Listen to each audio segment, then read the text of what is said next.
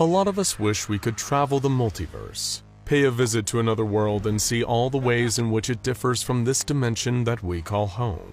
Maybe there's a decision that you made that altered the course of your entire life. What college you went to, asking somebody out, accepting a job over pursuing a passion.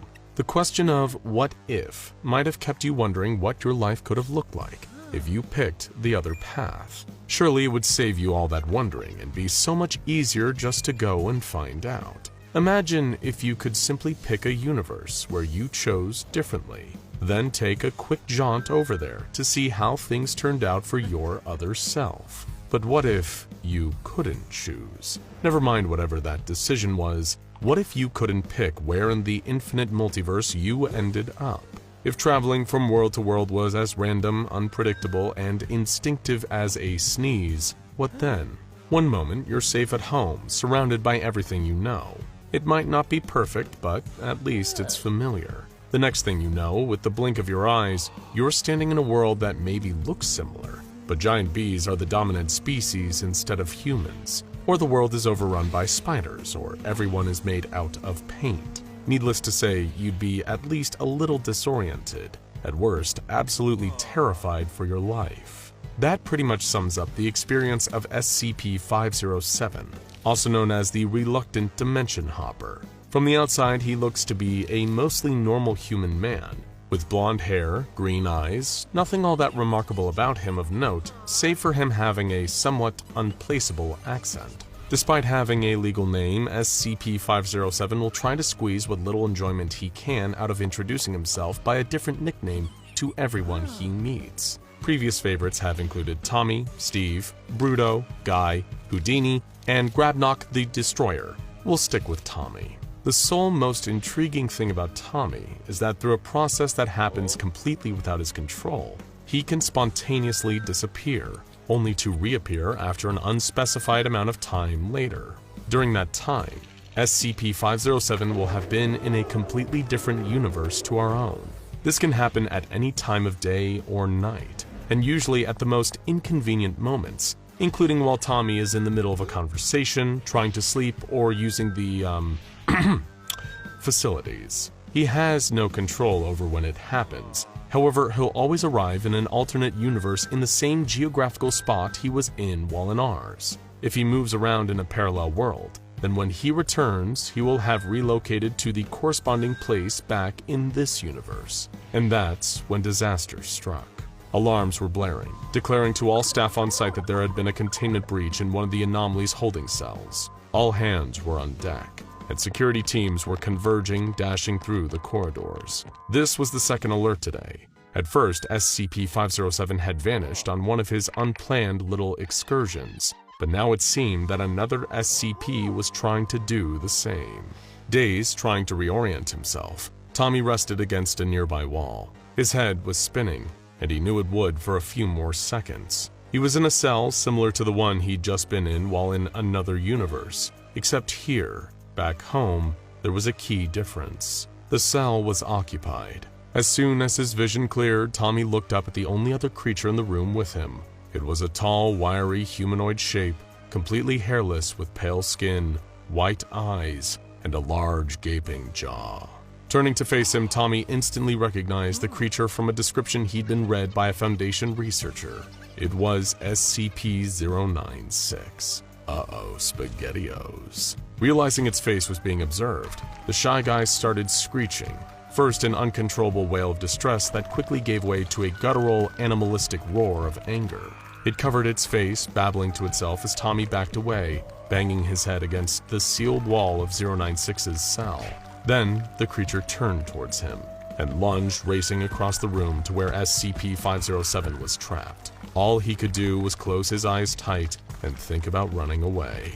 Tommy could feel a headache brewing in his skull and caught traces of a familiar flash through his closed eyelids. He gently opened them back up. It had happened again, maybe for the first time ever at a moment when he actually needed to get away. Staggering to his feet, Tommy looked around. He was in the cell still, or rather, another version of it in a different universe yet again.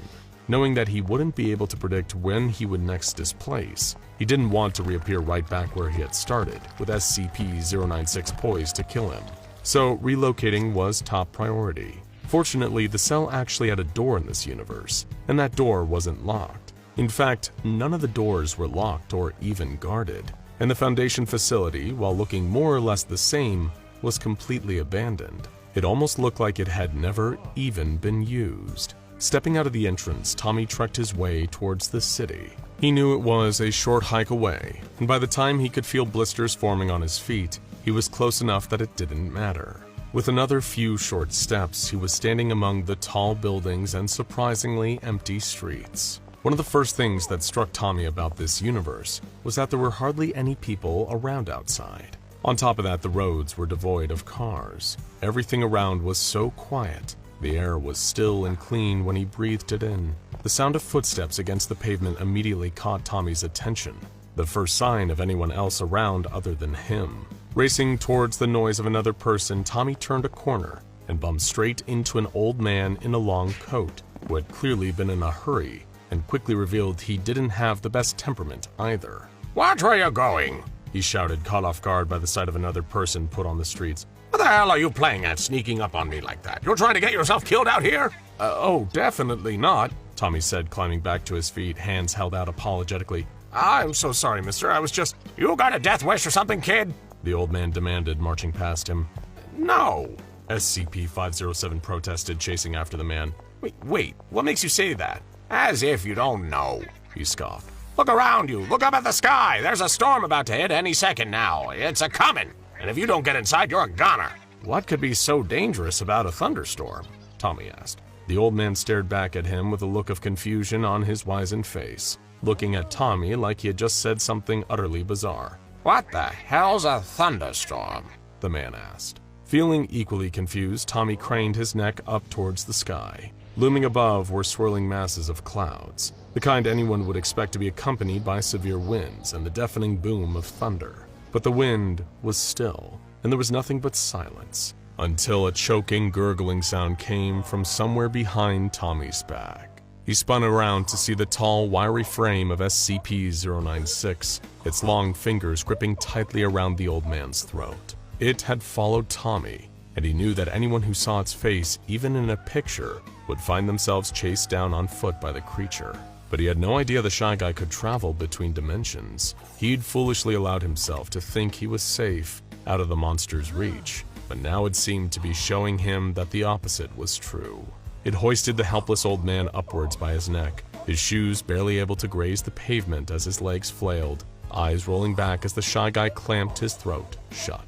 The very second Tommy turned to run, the clouds churned above, and without so much as a warning, the storm hit. Something wasn't right. Tommy could feel his feet lifting off the ground, immediately panicking as he thought SCP-096 had grabbed him. But looking over his shoulder showed the creature was still a few feet behind, and starting to gently float up off the ground too. Instinctively, Tommy's legs started thrashing around, trying to gain a solid footing. Instead, all his urgent motions did was cause him to start spinning uncontrollably, as the gravity storm lifted him higher and higher up into the air. Spinning him around as he was taken further upwards, Tommy caught sight of SCP-096. The shy guy was staying still, as if it was still in control of its body's motion while he was wildly flipping over himself. The tall, pale creature drifted closer to the side of a nearby building, with Tommy being barely able to reach the top of the streetlights as he was pulled further away from the safety of having both his feet on the ground.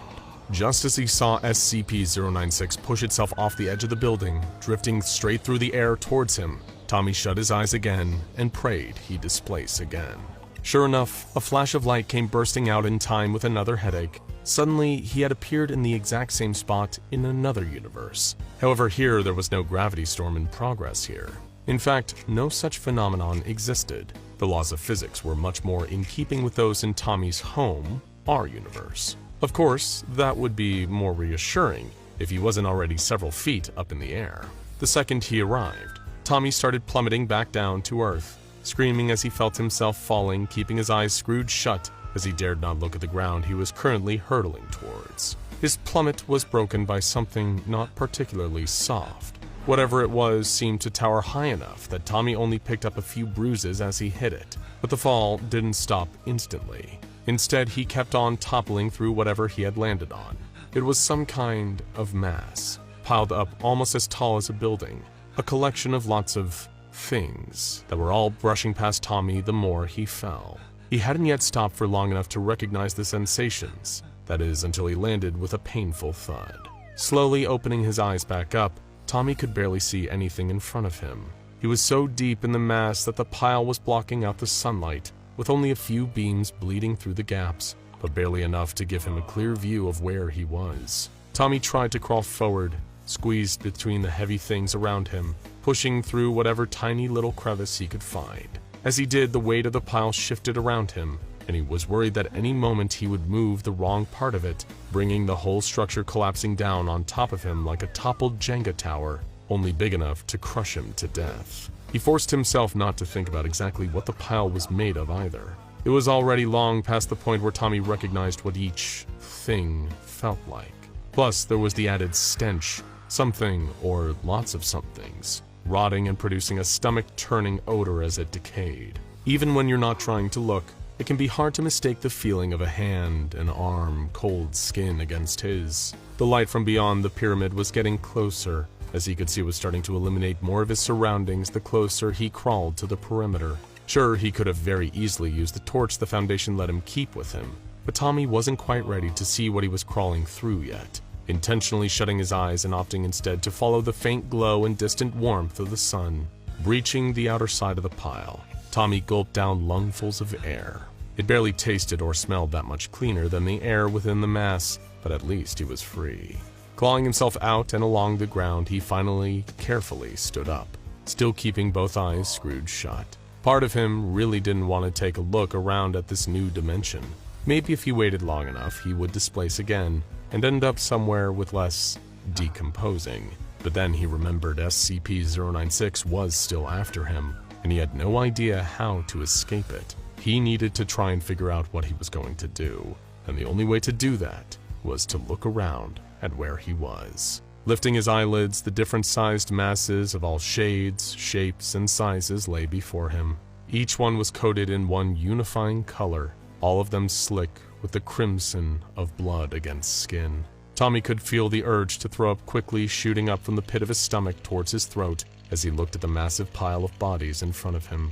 It was enormous. There were so many dead people, all laying on top of one another, that the pile reached up as tall as office buildings. And the pile that he had fallen into and crawled his way out of wasn't the only one either. As far as the eye could see, everyone was dead. Feeling a heavy sob at the back of his throat, Tommy swallowed it when he heard another sound above the low buzzing of flies over the human carcasses. Someone, something else was crying nearby. And the moment he turned around, the familiar figure caught Tommy's eye. Even without being the only other living thing around for miles, the shy guy still stood out clear as day. Its distress at finding itself in this horrible dimension briefly mirrored Tommy's own, until it re-established its psychic link with its victim and gave chase once more. SCP-096 started dashing towards SCP-507. For a split second, he thought about just letting it catch him. What difference would it make in a place like this? But then the hallucinations of bright colors and a stinging deep within his skull hit Tommy, and just like that, he was gone again. It was nighttime in the next dimension Tommy arrived in. The cold air and dim light of the street were enough to give that away, but at least he was away from that last world filled with discarded and unburied piles of corpses, he thought to himself. Surely he couldn't possibly be anywhere worse than that now. The first sight that Tommy was met with was a huge white LCD screen, big enough to cover the entire side of one of the skyscrapers facing him. Emblazoned against the bright white glow was a familiar symbol, a circle with 3 arrows crossing its outline and pointing towards its center. Around that was a thin frame, another circle, this one with 3 protruding rectangles around the circumference, in line with the arrow tails. Thick lettered text appeared on the screen too, beneath the emblem, boldly proclaiming that anyone reading it should submit, comply, persevere. Tommy blinked in disbelief, looking around. There was hardly anyone else around, save for a few people staring at him. Had they seen him appear, or was it just because he was dressed so differently to them? Each of them had on a grimy pair of overalls, sporting more of that same symbol on the chest and across the back. Every wall of every nearby building was overfilled with posters featuring matching imagery, each one posing different questions in the same unforgiving, accusatory text against its clinical white background. One poster read, "Could you be anomalous? Submit for testing today." Another had the following notice: curfew still in effect, 10 a.m. to 8 a.m. the following morning. All citizens must comply.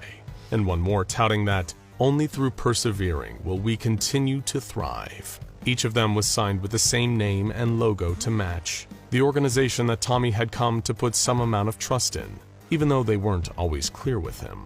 But he knew they weren't the bad guys, or at least the version that existed in his universe didn't seem to be that bad. They had questionable methods, but they weren't evil. Weren't this. By order of the SCP Foundation, A loud militaristic voice barked from behind Tommy. Get down on your knees with your hands behind your head. You will surrender any anomalous technology and declare any mimetic effects or cognito-hazardous abilities before we approach you. Tommy looked over his shoulder, met with the barrels of several automatic weapons that were now being trained on him. Instantly, he threw his hands in the air, terrified that this alternate SCP Foundation might be far more trigger-happy than the version of them he was used to. From the look at the oppressive text on the huge screen, the propaganda posters, and the matching uniforms ordinary people seemed forced to wear, this Foundation seemed to be far more ruthless. They had transformed from a secretive organization into a full-blown authoritarian regime, maybe even in control of the entire world, ruling with an iron fist. On your knees! The commander of the mobile task force shouted again. The aggression in his voice, as well as the several laser pointers from his men's guns that were hovering over his chest, prompted Tommy to do as he was told. Do you have anything to declare before we approach? The MTF leader barked. No. Tommy stammered, before realizing that was probably an inadvisable answer.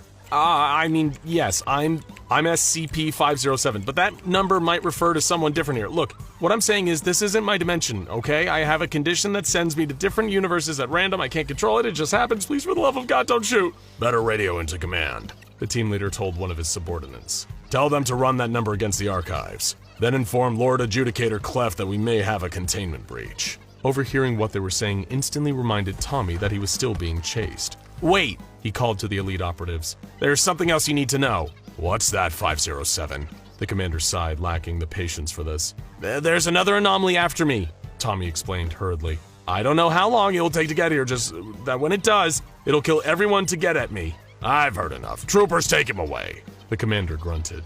Two of the MTF team rushed up to Tommy and grappled either of his arms, not letting go despite his protests. They started dragging him towards their armored vehicle, looking like Tommy was about to spend the foreseeable future in the clutches of one of the worst versions of the Foundation.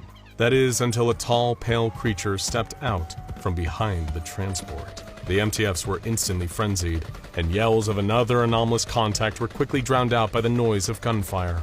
All the while, the shy guy was casually moving between the amassed troops, gripping their heads, twisting them all the way around, until a sickening crunch rang out. Dropped back to the ground, SCP-507 started to feel another headache coming on, knowing that any second, he'd displace again and end up in another alternate universe. And for the first time today, he was okay with that. It was better for their chase to go on, if it meant that him and the shy guy didn't have to spend another minute in this universe.